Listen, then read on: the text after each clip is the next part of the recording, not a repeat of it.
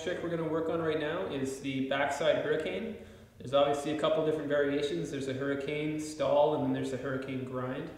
Some of the tricks I'd recommend learning first, of course, is probably a rock and roll slides, just to get that kind of feeling of being on top of in a rock and roll position and 180ing back in, because that's pretty much what you're going to be doing. What the hurricane is basically an overextended rock and roll. So at a very mellow angle, just for the stalled one, you want to swing the back of your board around, almost sliding it with your back foot, and you want to lock up into the hurricane position. Basically with your top wheel of the board hooked into the coping, wedged right in there, and your truck, of course, grabbing the coping as well. Keep all the center of your weight right above your board and nice and vertical. And in doing that, you're going to have your toes are going to be bending. Your front, your back foot, and your toes are going to be bending on the board and basically standing straight up and down.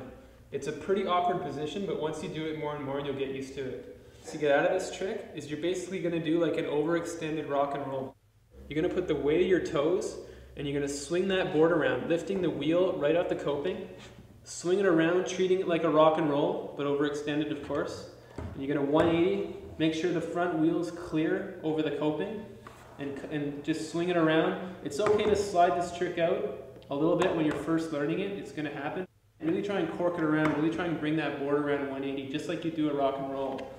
And that's pretty much it. You're going to ride away right after that.